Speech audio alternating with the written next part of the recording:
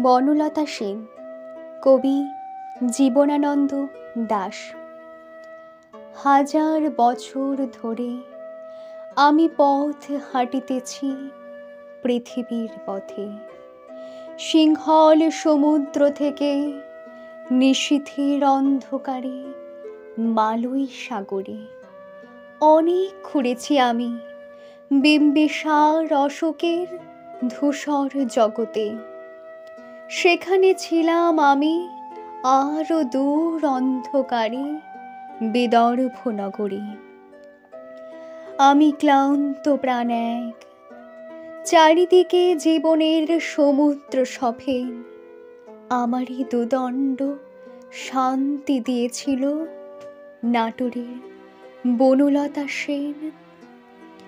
চুলি তার কবেকার অন্ধকার বিদিশার নেশা, মুখ তার শ্রাবস্তির কারুকার্য।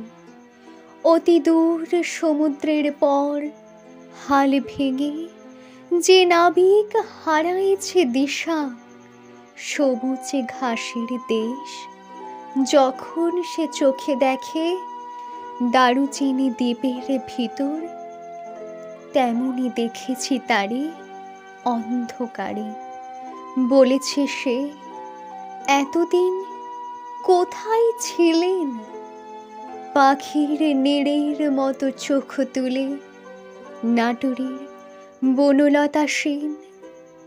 সমস্ত দিনের শেষে শিশিরের শব্দের মতন সন্ধ্যা আসে। ডানার রৌদ্রের গন্ধ মুছে ফেলে চিন।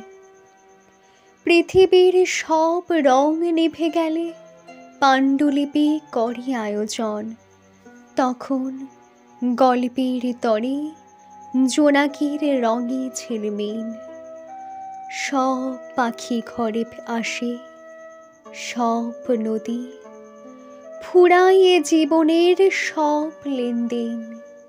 থাকে শুধু অন্ধকার, মুখোমুখি বসিবার বনলতা সেন।